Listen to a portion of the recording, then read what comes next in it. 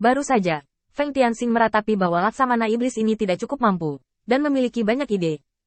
Setelah beberapa saat, dia tiba-tiba memikirkan sesuatu dan buru-buru memesan. Borui, cepat dan ceriakan bawahan kita, terutama tekankan perintah militer, dan jangan biarkan mereka diganggu oleh iblis lain. Kemudian Langses mengumumkan kepada semua Mozu. Mulai sekarang, setiap setan yang berangkat dengan laki-laki mereka sendiri harus mendaftar dengan saya. Jika tidak ada setan terdaftar, mereka akan diperlakukan sebagai pengkhianat. Selain itu, biarkan Kapten dan Laksamana segera melaporkan jumlah dan lokasi bawahan mereka. Saya ingin mendapatkan semua informasi secepat mungkin. Setelah Feng Tianxing mengatakan ini, matanya berbinar. Kali ini, dia tidak memiliki keraguan untuk menyembunyikan kekuatannya. Begitu kesadarannya terbuka, dia bisa dengan jelas melihat perubahan di seluruh medan perang di Menrace. Mengikuti perintah ini, Feng Tianxing merasa sedikit tidak nyaman di hatinya. Kontrol saya sendiri atas para Laksamana ini terlalu lemah. Dengan lingkungan manajemen yang relatif longgar saat ini, jika Laksamana Iblis ini menemukan peluang, mereka pasti akan menentang perintah dan mencari apa yang disebut peluang mereka. Sekarang tren umum di antara pasukan iblis telah terbentuk. Meskipun saya mengatakan bahwa saya harus menunggu selama 3 hari, meskipun mayoritas iblis dapat mendengarkannya, masih ada beberapa Laksamana yang akan membuat masalah. Jika bagian dari masalah ini terkait dengan tentara, itu benar-benar akan menjadi akhir dari hari, dan dia tidak akan berdaya untuk pulih. Bukan karena Feng Tianxing mengkhawatirkan keselamatan iblis-iblis ini, tetapi karena dia tidak dapat membiarkan terlalu banyak iblis mati dalam ekspedisi ini. Ini adalah dasar baginya untuk kembali dengan kemenangan, mengalahkan jutaan setan yang sengaja dia sebarkan di awal, dan merebut kembali hati orang-orang. Jika itu adalah kemenangan yang menyedihkan, maka gengsinya akan kembali ke masa lalu. Untuk rencana saat ini, saya hanya bisa mengeluarkan semua kesalahan sebanyak mungkin. Bahkan jika seseorang menyalahkan saya di masa depan, itu bukan kesalahan saya. Meskipun dikatakan bahwa Void dikepung, tetapi bagaimanapun juga, 6 Void bekerja bersama. Kekuatan tempur ini jelas bukan sesuatu yang bisa diselesaikan oleh satu atau beberapa Laksamana. Bahkan jika Feng Tianxing mengambil tindakan sendiri, dia tidak dapat mengelilingi begitu banyak Void pada saat yang bersamaan. Keberadaan tentara diperlukan. Mereka akan menjadi pilihan terbaik saat mengepung, dan menanggapi berbagai godaan. Feng Tianxing tidak punya pilihan selain melakukan ini untuk pasukan iblis. Dia tidak bisa mengambil risiko menunjukkan semua kekuatannya hanya untuk membunuh kekosongan ini. Mungkinkah dia menjadi sasaran kehampaan tadi untuk penyegaran sesaat? Sekarang iblis siap untuk bergerak. Feng Tianxing hanya dapat mulai melakukan gerakan yang buruk. Kirim peringatan ke semua iblis lagi. Suara nyaring bergema di seluruh bumi, jelas jatuh ke telinga setiap setan. Saya menyarankan semua orang yang ingin mengambil tindakan untuk melihat situasi saat ini dengan jelas.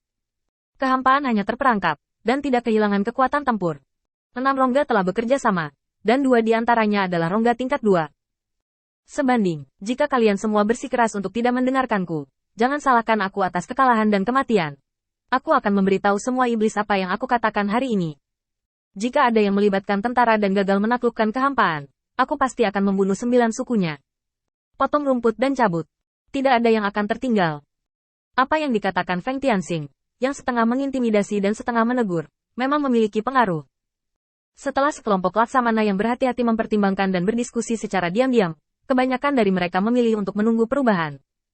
Karena Feng Tianxing tidak pernah membuat penafian seperti itu, yang menunjukkan bahwa sekarang bukanlah waktu terbaik untuk menyerang. Tetapi beberapa orang mau mendengarkan, dan beberapa orang tidak mau mendengarkan. Laksamana Siang memimpin anak buahnya melewati lingkaran lebih awal dan mulai mempersiapkan pasukan. Tidak lupa Laksamana yang datang bersamanya tersenyum. Kamu lihat bahwa Feng Tianxing sedang terburu-buru. Melihat pengepungan kehampaan, dan pujian untuk mengalahkan kehampaan pada akhirnya diambil oleh kami. Dia sedang terburu-buru. Kalau tidak, mengapa dia mengatakan kata-kata seperti itu untuk mengintimidasi kita? Laksamana Liang juga mengirim pasukan dengan Laksamana Siang. Meskipun Laksamana Liang ditipu untuk datang ke sini, sekarang dia mendengar kata-kata Feng Tianxing. Dia tidak bisa menahan perasaan sedikit berdebar di hatinya. Apa yang dikatakan Feng Tianxing barusan ada benarnya. Sekarang kekosongan itu terperangkap, tetapi bukannya kehilangan kekuatan tempurnya. Apakah layak bagi kita untuk memiliki jumlah orang yang begitu kecil? Laksamana Siang menggelengkan kepalanya dan terkekeh. Izinkan saya mengajukan pertanyaan terlebih dahulu. Ketika kita mengalahkan Void bersama di masa lalu, bagaimana Feng Tianxing mengirim orang untuk mengajar? Itu adalah untuk memusatkan elit sebanyak mungkin untuk menghindari kematian orang-orang iblis. Itu berarti bahwa lebih sedikit orang, semakin elit semakin baik. Sekarang lihat apa yang dia lakukan dengan Feng Tianxing. Dia menarik pasukan hampir 10 juta, dan dia mengosongkan kekuatan seluruh kota utama. Jadi kali ini dia tidak ingin mengalahkan kekosongan sama sekali, tetapi untuk dirinya sendiri.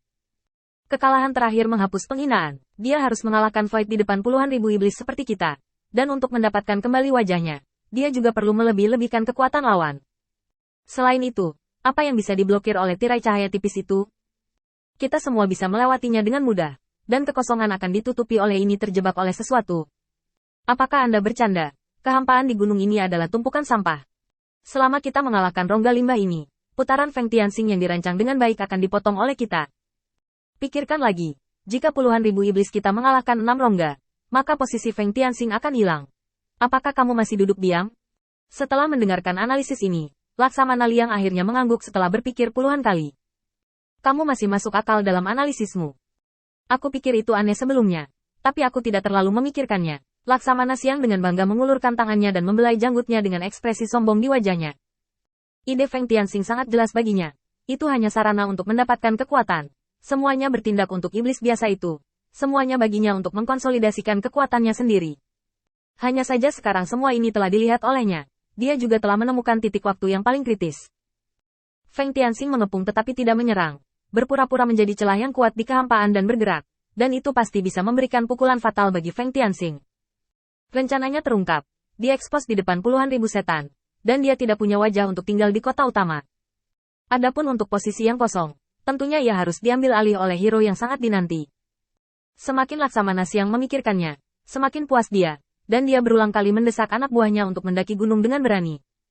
Jika kecepatan serangan melambat, Feng Tianxing bergegas dan menekannya dengan perintah militer. Akan sulit baginya untuk menyelesaikannya.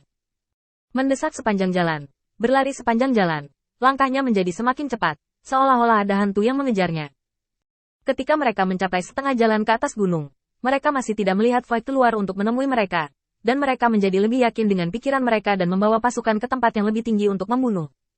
Melihat keenam Void Avatar diam-diam mengawasinya di puncak gunung, Laksamana Siang tertawa terbahak-bahak. Aku telah menemukanmu. Apakah kamu ingin mati sendiri atau aku akan mengirimmu pergi? Pencapaian militer yang hebat ini akan menjadi milikku. Sui tiba-tiba tersenyum, menunjuk ke setan di bawah, dan berkata kepada beberapa saudara. Gadis kecil yang lucu,